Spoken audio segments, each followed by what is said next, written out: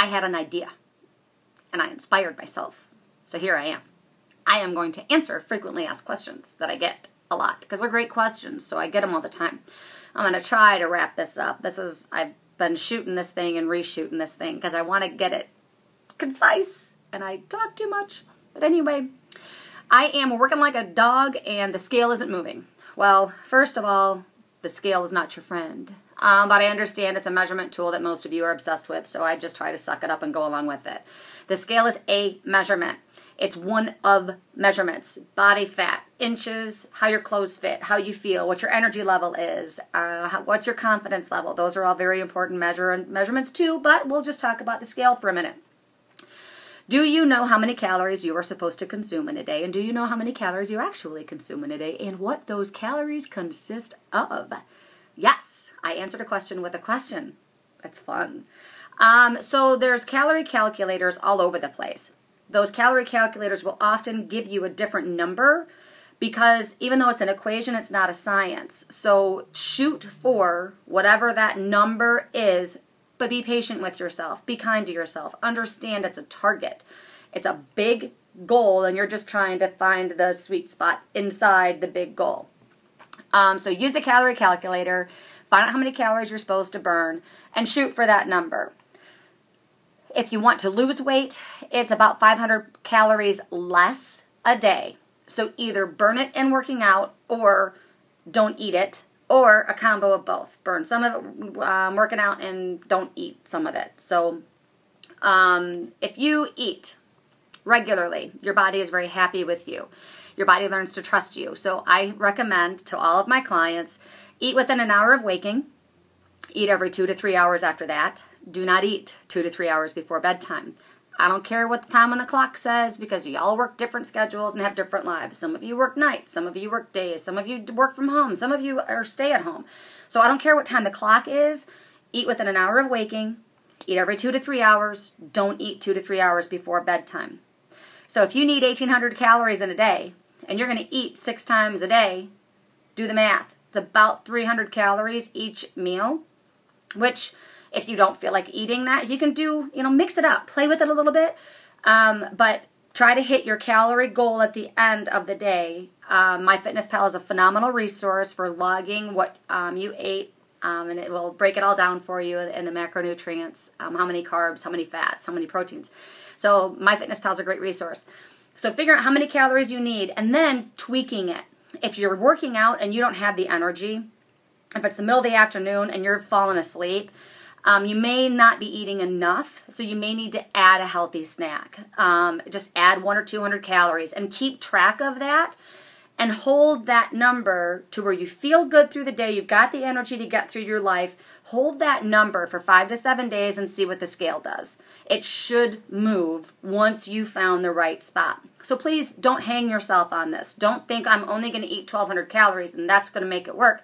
Because if you're under eating, your body goes into a primal survival mode. If you are under eating or if you are meal skipping, your body thinks you're dying on the side of a road in a blizzard. It's going to save your muscle or save your fat to keep your body warm because it doesn't want to die. And it's going to eat your muscle. So it's going to keep the lumpy, bumpy, gumpy stuff and eat the nice, smooth, clean muscle. So meal skipping, I learned from Chalene Johnson and Chalene Extreme. So many people, I'm too busy to eat breakfast. My work schedule is so crazy I can't eat lunch. Picture this. Sumo wrestlers, when they're in training to gain weight, skip meals. So, skip meals if that's what you would like to look like. If that's not what you would like to look like, eat your meals within an hour of waking, every 2 to 3 hours, not 2 to 3 hours before bed. That will kick your metabolism in. That will kick it into gear. That'll get you burning.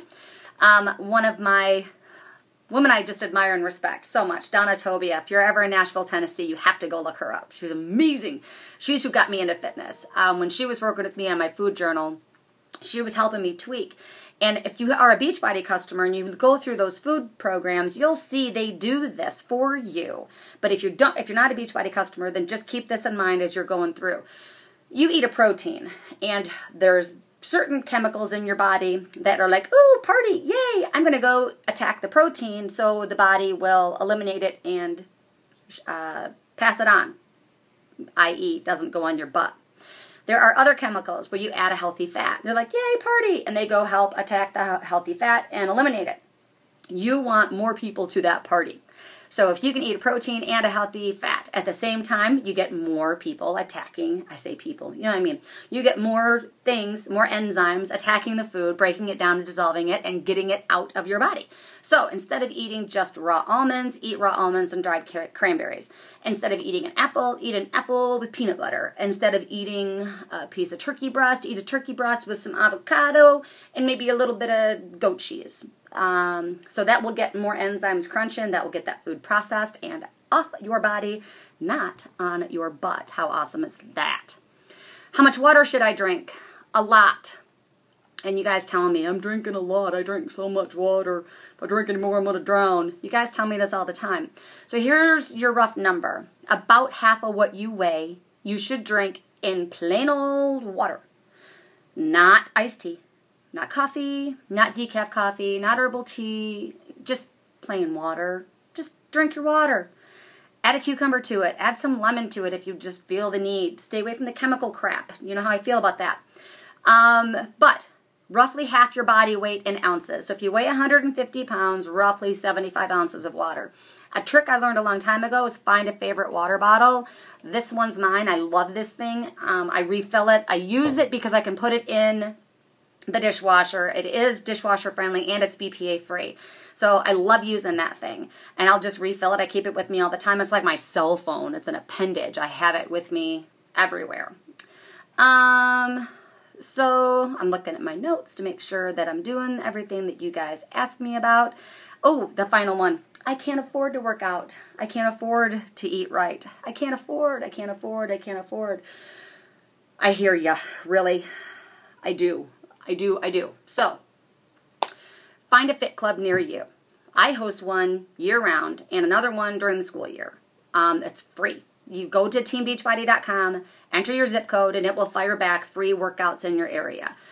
Take advantage of the free things at gyms. Try to avoid getting sucked into signing up for stuff, though. Just try to go do the free things where they provide, where they show up.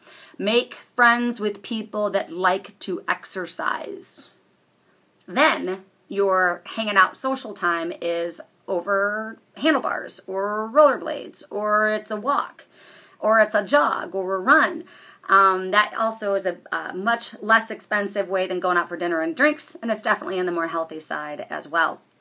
Park at the rear end of the parking lot, do jumping jacks during commercials, run in place while you're waiting for your microwave to finish. There are a lot of different free ways for you to add exercise to your life. Nutrition trumps all, though, guys. If you don't put it in your pie hole, then you don't have to worry about it.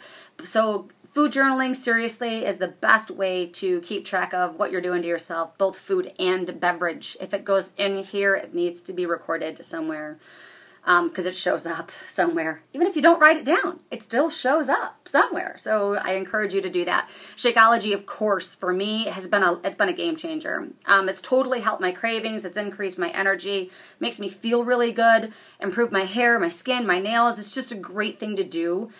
So I do Shakeology instead of breakfast, because I used to be a big-time meal skipper, so Shakeology for breakfast helps me not skip meals.